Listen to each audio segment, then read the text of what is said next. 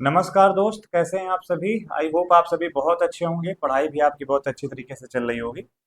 Sorry for inconvenience. Actually मैं पढ़ाने जा ही रहा था और मुझे अचानक से एक चीज़ का पता चलता है कि कुछ टेक्निकल इशू है जिससे वॉइस हमारी आप तक नहीं पहुंच पा रही। फाइनली वो जो भी इशू था, जो भी रहा हो, उन सारे इश्यूज को रिजॉल्व कर लिया गया है और अभी एक बार बेहतरीन क्लास की पोजीशन में हम आपके साथ बढ़ने वाले हैं। तो आज हम लोग प्रोनाउन के बारे में बात करने जा रहे हैं। तो हम लोग प्रोनाउन के बारे में सीखेंगे, समझेंगे, आगे बढ़ेंगे, राइट। तो प्रोनाउन के बारे में मैंने आपसे कहा था कि जब हम कभी पर्सनल प्रोनाउन के बारे में बात करेंगे, voice is not fine. Okay. हमने आपसे कहा था कि जब कभी भी हम लोग पर्सनल प्रोनाउन के बारे में बात करेंगे तो पहले ये समझेंगे कि पर्सनल प्रोनाउन में कौन कौन से पर्सन थे, राइट। तो हमने कहा था पर्सनल प्रोनाउन में एक तो हमारा पहले ही फर्स्ट पर्सन था। आगे हम बढ़े थे तो हमने कहा था कि भाई दूसरे नंबर पे हमारा सेकंड पर्सन था। और आगे हम लोग बढ़ेंगे तो भाई हमने आपको कहा था कि तीसरे नंबर पे हमारा थर्ड पर्सन था, यू नो। और इन चीज़ों के बारे में हमने सारी बातें कर ली थी। फर्स्ट पर्सन क्या था, सेकंड पर्सन क्या था, थर्ड पर्सन क्या था। थोड़ा सा मैं आपको ब्रीफ करूं अगर, तो फर्स्ट पर्सन में मैंने कहा था कि फर्स्ट पर्सन हमारा स्पीकर होता है। सेकंड पर्सन हमारा कौन होता है, लिसनर होता है। और थर्ड पर्सन हमारा होता है टॉक अबाउट। मुझे पता है आप सभी को ये सारी बातें पता होंगी।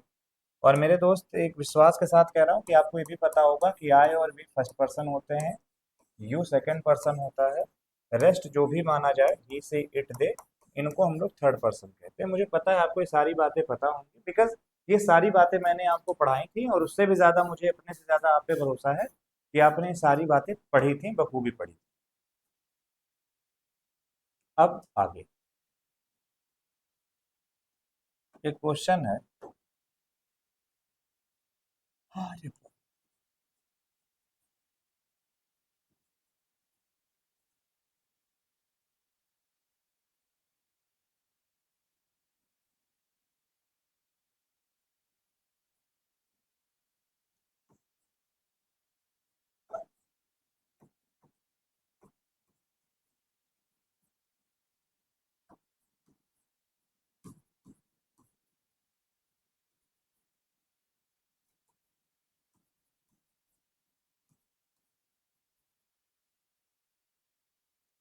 सारे बच्चे मिलके आंसर करें एक बार।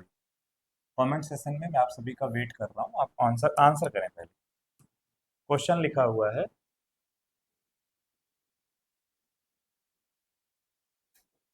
प्रणाम।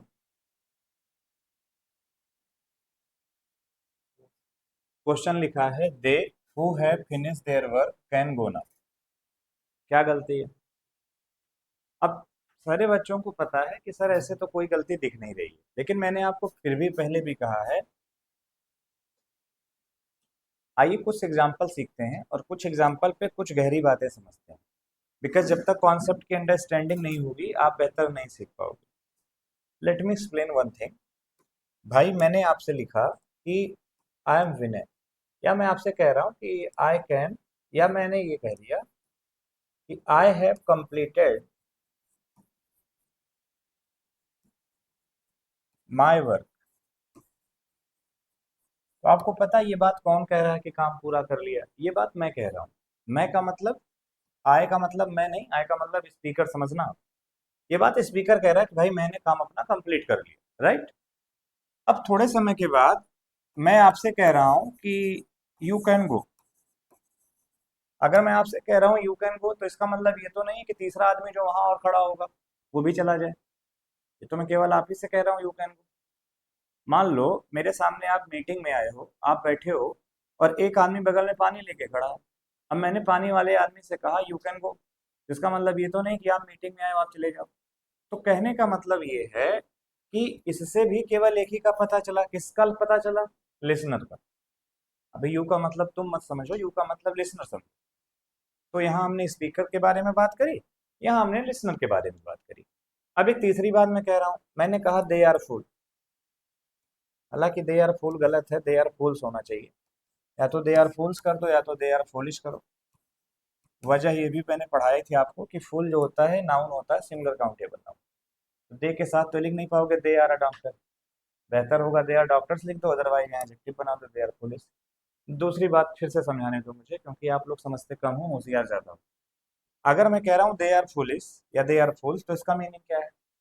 मैं खुद के लिए तो कह नहीं रहा हूँ, यानी इस कंडीशन में स्पीकर के लिए तो ये बात हो नहीं रही होगी। स्पीकर कह रहा हो कि भाई मैं मूर्ख हूँ, ना तो वो ये लिसनर से कह रहा है कि तुम मूर्ख हो। ये बात ना तो स्पीकर के लिए है ना तो लिसनर के लिए। ये बात किसी तीसरे आदमी के लिए कही जा रही है। या तो स्पीकर कह रहा होगा लिसनर सुन रहा होगा, या लिसनर कह रहा होगा स्पीकर सुन रहा होगा। कुल मिलाकर के स्पीकर लिसनर के बीच में किसी तीसरे आदमी के लिए बात हो रही है कि भैया दे आर फुलिश, मूर्ख है वो। अच्छा, ये भी बात समझ में आ गई।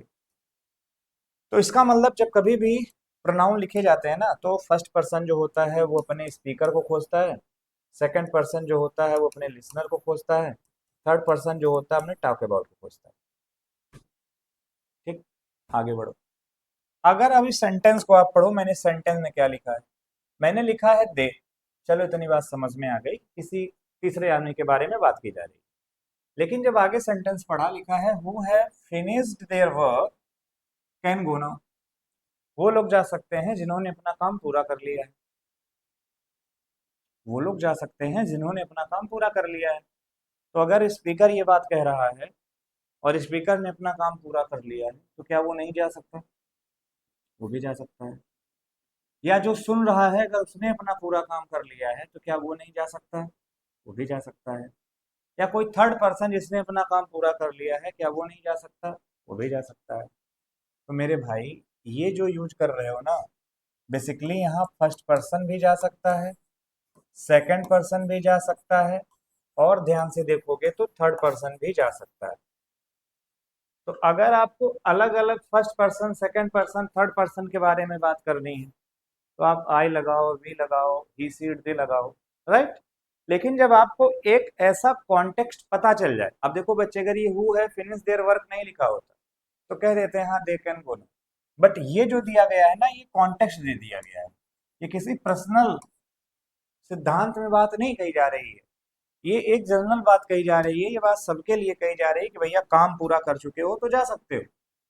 वो चाहे कहने वाला कहे ये बात, चाहे सुनने वाला सुन ले, चाहे जिसके बारे में बात हो, जिसने भी काम पूरा किया, जाओ यहाँ से। तो जब कभी हमें first person, second person, third person तीनों को एक साथ लिखना होता है, तो वहां पे हम लोग लिखते हैं दोज। तो यहाँ पे आप समझ ही गए होगे गलती क्या है। गलती ये है कि दे हटाओ दोज लगाओ।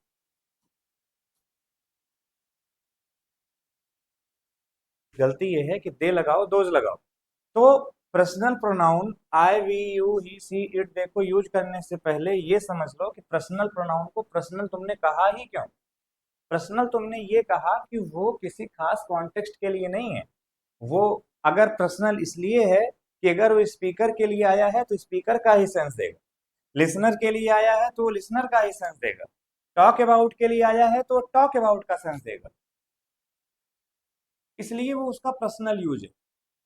लेकिन जब कभी तुम्हें ऐसी नौबत दिख जाए जो जनरल यूज की तरफ बढ़ रही है, भाई दो यूज होते हैं ना, मैंने आपको बताया भी था शायद।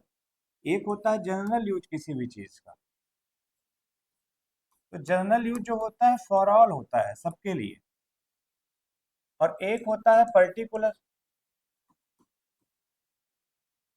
या स्पेसिफिक, ये किसी खास के लिए होता है, नॉट फॉर ऑल।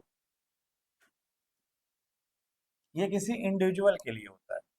अब मेरी एक बात समझना, अच्छा इसमें पर्टिकुलर यूज में हो सकता है फर्स्ट पर्सन यानी स्पीकर अलग हो सकता है सेकंड पर्सन यानी लिसनर अलग हो सकता है थर्ड पर्सन यानी टॉक अबाउट अलग हो क्या सकता है, होगा ही अलग।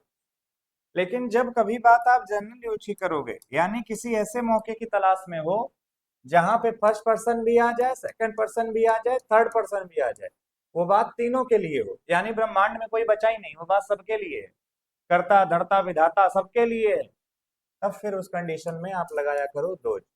तो दोज जो होता है ना बेटे, ये जनरल यूज होता है। अब बाकी आई कहाँ लगेगा, वी कहाँ लगेगा, यू कहाँ लगेगा, दे कहाँ लगेगा, ये जो मैं पढ़ाऊंगा ये स्पेसिफिक यूज है, ये पर्टिकुलर यूज, ये समझने वाली बात है और ये जरूरी बात है। चलो, पढ़ रहे हैं लोग, बहुत अच्छा लगा। अब अगर ये बातें समझ में आ ही गई हैं आपको, तो मैं चाहता हूं कि मैं एक छोटी सी बात आप लोगों से और करूं। अरे राम,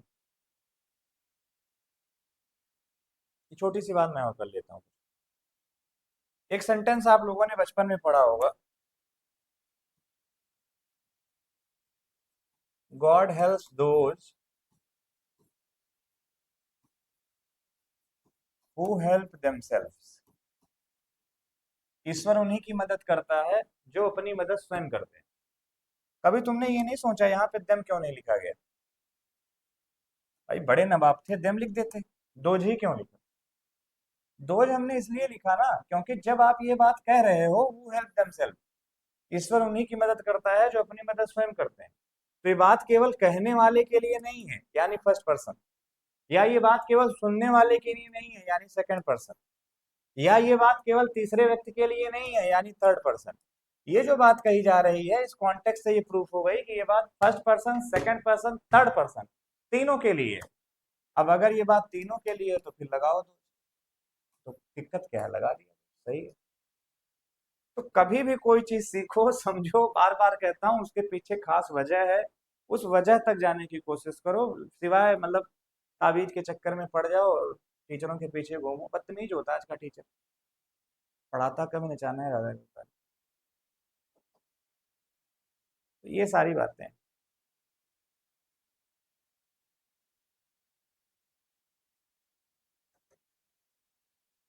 तो जब कभी भी आप पर्सनल प्रोनाउन को यूज करें, तो पर्सनल प्रोनाउन यूज करते समय ये जरूर ध्यान रखें कि आप उसे किस कॉन्टेक्स्ट में यूज करें, अदरवाइज तो फिर वो डैमेजिंग पार्ट होगा।